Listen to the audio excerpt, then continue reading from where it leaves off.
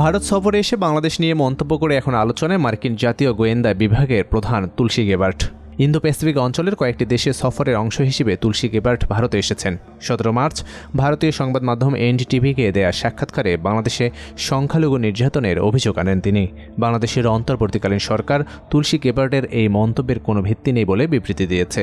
এবারই প্রথম নয়, আগেও তুলসী গেবার্ট বাংলাদেশ ইস্যুতে মন্তব্য করেছেন বলে জানিয়েছে বিবিসি বাংলা।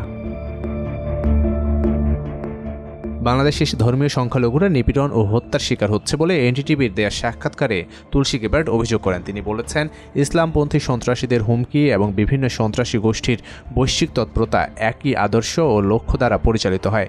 সেই আদর্শ লক্ষ্য হল ইসলামপন্থী খিলাফতের মাধ্যমে শাসন করা। এ ব্যাপারে অন্তর্বর্তী সরকার গভীর উদ্বেগ ও হতাশার সঙ্গে তুলসী গেবার্টের বক্তব্যে তীব্র প্রতিবাদ জানায়। সরকারের পক্ষ থেকে বলা হয়, তুলসী গেবার্টের বক্তব্যে পুরো বাংলাদেশকে অন্যায্য ও অতিরঞ্জিতভাবে উপস্থাপন করা হয়েছে। বিবিসি বাংলার প্রতিবেদনে বলা হয়, 2021 সালের দুর্গাপুজোর সময় বাংলাদেশে সহিংসতা দেখা যায়। শতাধিক হিন্দু পরিবারের উপর হামলার ঘটনা ঘটে। সেই সময় বহু হিন্দু মন্দির, বাড়িঘর ও দোকানপাটে ভাঙচুরের ঘটনা ঘটে। এই আক্রমণের নিন্দা জানিয়ে এক্স হ্যান্ডেলে একটা ভিডিও বার্তাও দিয়েছিলেন গেবার্ট। তিনি বলেন, বাংলাদেশের মন্দিরে ভগবানের ভক্তদের বিরুদ্ধে এমন ঘৃণা ও সহিংসতা দেখে আমার মন ভেঙে গিয়েছে।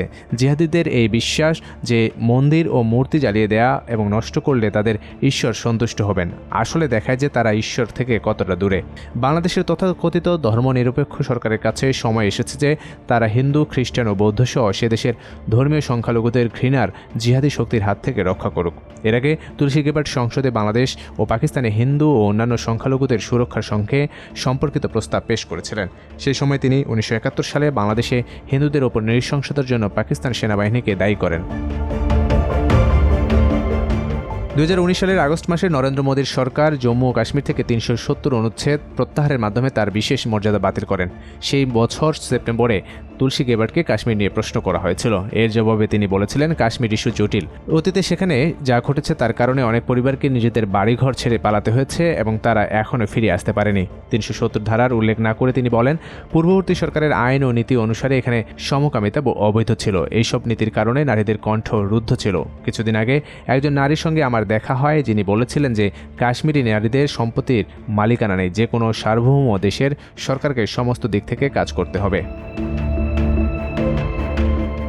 বাংলাদেশের সংখ্যালঘু নির্যাতন এবং ইসলামী খিলাফতকে কেন্দ্র করে ভারতীয় সংবাদ মাধ্যমে যুক্তরাষ্ট্রের গোয়েন্দা প্রধান তুলসী গেবার্ট যে মন্তব্য করেছিলেন তার প্রতিবাদ জানিয়েছে অন্তর্বর্তীকালীন সরকার।